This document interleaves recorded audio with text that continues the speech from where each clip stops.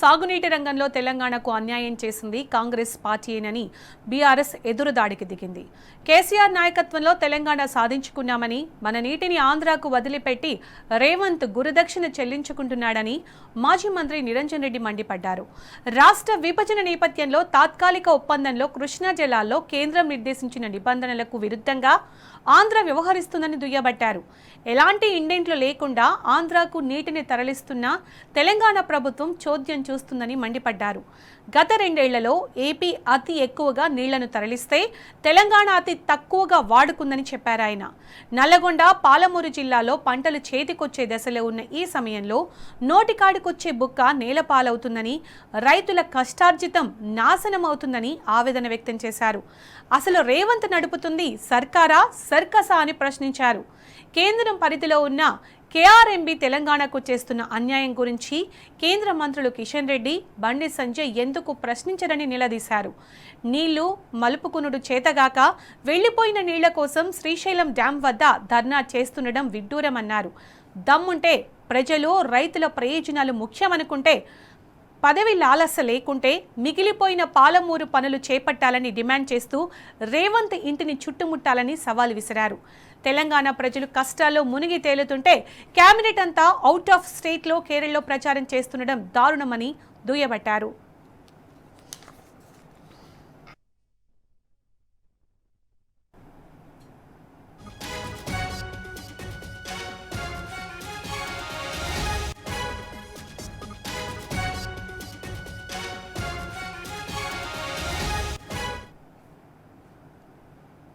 ఇక ఇదే అంశానికి సంబంధించి పూర్తి సమాచారం మా నాగర్ కర్నూలు ప్రతినిధి శేఖరాచారి ద్వారా తెలుసుకుందాం. శేఖరాచారి, సాగునీటి రంగంలో తెలంగాణకు అన్యాయం చేసింది ముమ్మాటికి కాంగ్రెస్ పార్టీయేనని, మన నీటిని ఆంధ్రాకు వదిలిపెట్టి రేవంత్ గురుదక్షిణ చెల్లించుకుంటున్నాడని మాజీ మంత్రి నిరంజన్ రెడ్డి పెద్ద ఎత్తున ఫైర్ అయ్యారు. అప్డేట్స్ అని దీనికి సంబంధించి నిజంగా కూడా అంగట్లో అన్ని ఉన్న అల్లున్నట్ల శని అన్న చందంగా ఈ కృష్ణా ప్రాజెక్టు, కృష్ణా బేసిన్ కి సంబంధించి తెలంగాణ నీటి వాటా వినియోగించుకోవడంలో ప్రస్తుత కాంగ్రెస్ ప్రభుత్వం విఫలమైందని చెప్పవచ్చు. దీనికి సంబంధించి మనము ఒకసారి క్షుణ్ణంగా పరిశీలిస్తే ఫ్లడ్ వాటర్ ఈసారి చాలా ఎప్పుడు రానంత విధంగా ఫ్లడ్ వాటర్ అంటే శ్రీశైలం బ్యాక్ వాటర్ వచ్చింది. మరి దాన్ని ఒడిసి పట్టుకొని వాడుకోవాల్సినటువంటి పరిస్థితి ఒకవైపు ఉన్నప్పటికీ, అనువుగా ఉన్నప్పటికీ అదేమి పట్టించుకోకుండా కాలయాపన చేస్తూ మొత్తం ఆంధ్రాకు దోచిపెట్టినట్టుగా మనకు ఇక్కడ రైతులు చెప్తున్నటువంటి పరిస్థితి కనిపిస్తా ఉంది. అక్కడ ఎన్ని నీళ్లు తీసుకుపోయినా ఎవరు పట్టింపు లేదన్న విధంగా కూడా తయారైనటువంటి పరిస్థితి. అయితే ఆగమేఘాల మీద నిన్నమన్నా అంటే ఈ మధ్య కాలంలో యాసంగి పంట సంబంధించి రైతులకు నీటి కొరత అంటే సాగునీటి కొరత స్పష్టంగా అక్కడక్కడ ఏర్పడింది. అయితే సాగునీటికి రాబోయే రోజుల్లో సమస్య వచ్చే పరిస్థితి దాకా వచ్చిన తర్వాత చేతులు గాలాక ఆకులు పట్టుకున్న చందంగా ఇప్పుడు ఉన్నా బలంగా మేము ధర్నా చేస్తామంటూ కాంగ్రెస్ కు సంబంధించినటువంటి ఉమ్మడి పాలమూరు సంబంధించినటువంటి మంత్రులు కావచ్చు, ఎమ్మెల్యేలు కావచ్చు, ధర్నాకు మేము వెళ్తున్నాము ధర్నా చేస్తున్నామని చెప్పేసి వాట్సాప్ గ్రూపులలో ఆ విషయానంతా కూడా వైరల్ చేశారు.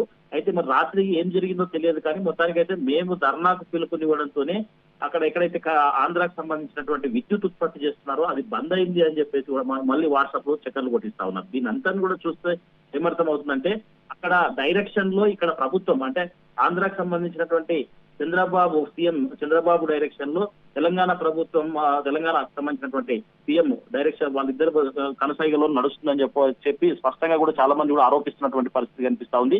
ఒకవైపు దాదాపుగా 85-90% పనులు పూర్తి చేసినటువంటి పాలమూరు రంగారెడ్డిని పట్టించుకున్నటువంటి కాంగ్రెస్ ప్రభుత్వం ఫస్ట్ లో గొప్పలు చెప్పారు. ప్రాజెక్టు ఎప్పుడు పూర్తి అవుతుంది, త్వరితగతిన మేము వస్తే వేగంగా పూర్తి చేస్తామని చెప్పేసి సాగునీరు సస్యశ్యామలంగా అందిస్తామని చెప్పారు. కానీ 10-15% నిధులు కేటాయిస్తే పూర్తయ్యేటువంటి పాలమూరు రంగారెడ్డిని పూర్తి స్థాయిలో కూడా పట్టించుకోకుండా దాన్ని పనులే ప్రారంభించకుండా దానికి ఎలాంటి ఊసే లేకుండా కూడా ఉన్నటువంటి పరిస్థితి కనిపించింది.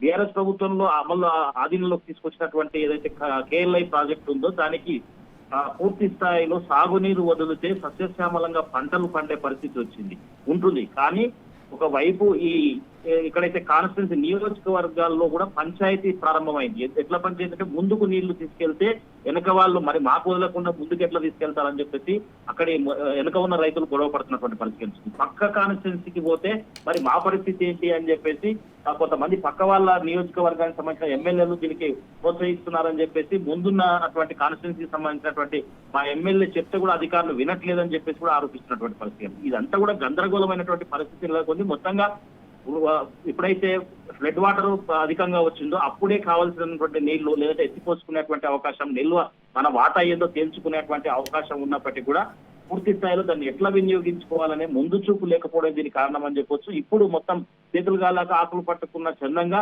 ఇప్పుడు హడావిడి చేస్తూ మేము ధర్నాలు చేస్తా ఉన్నాం, ధర్నాలకు పిలుపునిచ్చాం, మేము అక్కడనే శ్రీశైలం ప్రాజెక్టు వద్ద ధర్నా చేస్తాం, మాకు అక్కడ మీరు పూర్తి స్థాయిలో విద్యుత్ ఉత్పత్తి నిలిపకపోతే అని చెప్పేసి పిలుపు ఉదయం పూట ఇస్తారు. రాత్రి పూట అక్కడ విద్యుత్ ఉత్పత్తి అంటే పూర్తిగా బంద్ అయింది కాబట్టి మేము ఆ ధర్నాను మేము కానీ శేఖరాచారి అంటే శ్రీశైలం డ్యాం వద్ద ధర్నా చేస్తున్న కాంగ్రెస్ నాయకులకి నిరంజన్ రెడ్డి గారు ఒక మాట చెప్పడం జరిగింది, మీకు దమ్ముంటే రేవంత్ ఇంటి ముందు ధర్నా చేయండి అని చెప్పేసి కూడా ఆయన అనడం జరిగింది కదా. నిజంగా కూడా అక్కడ చేసి ఉపయోగం కూడా కనిపించట్లేదు.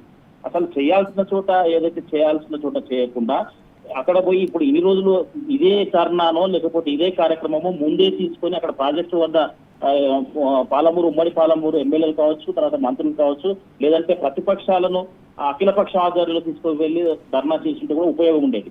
ఇప్పుడు మొత్తం అయిపోయిన తర్వాత ఏం చేయకుండా ఇప్పుడు ఎండింగ్కి వచ్చినాక ఫ్లడ్ వాటర్ అంటే ఏదైతే బ్యాక్ వాటర్ మొత్తం పూర్తి చివరి దశకు వచ్చినాక ఇప్పుడు ధర్నాకు పిలుపుకోవడం కంటే ఇప్పుడు చేసే పరిస్థితి అంటే కేవలం శ్రీశైలం ప్రాజెక్టు వద్ద ధర్నా చేసే అంటే మనకు కావాల్సినటువంటి సాగునీరు రాదు, ఇప్పుడు చేయాల్సినంత కూడా చంద్రబాబు ఇంటి దగ్గర లేదంటే అక్కడ చేయాల్సి ఉంటుందని అన్న విధంగా మన మాజీ మంత్రి నిరంజన్ రెడ్డి మాట్లాడినటువంటి పరిస్థితి కనిపిస్తా ఉంది. నిజంగా కూడా రైతులకు ఈ ప్రభుత్వం ఒక శాపంగా మారిందని చెప్పవచ్చు.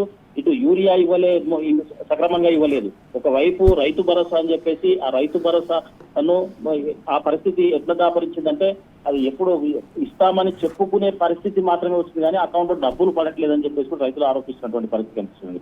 రైతు బీమా ఊసేలేదు, రైతులకు నిజంగా కూడా అనేక కష్టాలు పడుతున్నటువంటి పరిస్థితి కనిపిస్తా ఉంది.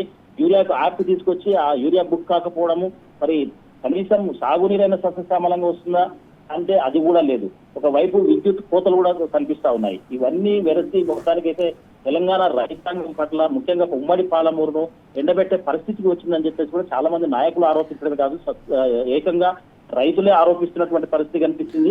మొత్తంగా రైతులు మొత్తానికి అనేక ఇబ్బందులు పడుతున్నామని చెప్పేసి కూడా వాళ్ళు స్వయంగా చెప్తున్నటువంటి పరిస్థితి కనిపిస్తుంది. ఇప్పటికైనా ముఖ్యంగా అంటే వాటర్ కి సంబంధించి చేతికొచ్చిన పంట చేజారిపోతుంది, మా పరిస్థితి ఏంటి అని రైతులు కూడా అడగడం జరుగుతుంది కదా శేఖరాచార్య. ఎన్నికలకు ముందు ఒక మాట ఇచ్చారు, ఎన్నికల తర్వాత అసలు రైతుల్ని పట్టించుకునే నాదులే లేకుండా పోయాడు అని కూడా వాళ్ళు వాపోతున్నారు. రైతులకు నిజంగా కూడా ఇంకొక దాదాపు ఒక నెల రోజులు నీళ్లు అంటే సస్యశ్యామలంగా నీళ్లు పుష్కలంగా సాగునీరు అందిస్తే మంచి పంటలు పండుతాయని చెప్పేసి వాళ్ళు అంచనా వేసుకుంటున్నటువంటి పరిస్థితి. వాళ్ళు అంటే రైతు భరోసా ఇవ్వకున్నప్పటికీ బయట అప్పులు తెచ్చి పంటలు వేసుకున్నారు. ఆ పంటలు కనీసం పెట్టుబడులు వెళ్లాలన్నా లేదంటే కొంత అంతో ఇంతో సమృద్ధిగా పంటలు పండాలన్నా ఖచ్చితంగా సాగునీరు అయితే కావాల్సిందే. కాబట్టి ఆ సాగునీరు అందక ఇప్పటికే కొన్ని చోట్ల వారం 10 రోజులకి సాగునీరు రాక కొన్ని పంటలు కూడా అక్కడక్కడ ఎండిపోయినటువంటి పరిస్థితి కనిపించింది. ముఖ్యంగా నాగర్ కర్నూలు మండలానికి సంబంధించి 4-5 ఊర్ల వాళ్ళైతే సాగునీరు లేక మా పంటలు ఎండిపోతున్నాయని చెప్పేసి ఏకంగా KLI ప్రాజెక్ట్ ఏదైతే డిస్పాచ్ కెనాల్స్ ఉంటాయో అంటే నీటి పంపిణీ కాలువలకు వదిలేటువంటి ప్రదేశం ఉంటుందో అక్కడికి వెళ్లి ధర్నా చేసినటువంటి పరిస్థితి, అంటే ఆందోళన దిగినటువంటి పరిస్థితి. అక్కడికి వెళ్తే అధికారులు వచ్చేసి మీరు ఎక్కడంటే అక్కడ తీసుకోవడానికి లేదు, మాకు ఆదేశాలు ఉన్నాయి, అవి కిందికి వదలాల్సిన నీరు మీకు ఇక్కడికి ఇవ్వాలని లేదు అని చెప్పేసి అట్లా మాట్లాడేటువంటి అధికారుల మీద వీళ్ళు తీవ్ర స్థాయిలో మండిపడ్డటువంటి పరిస్థితి కూడా మన నార్కల్ మండలం చూసాం. సల్కర్పేట బిజినపల్లి మండలం సల్కర్పేట వద్ద ఈ పరిస్థితి నెలకొంది.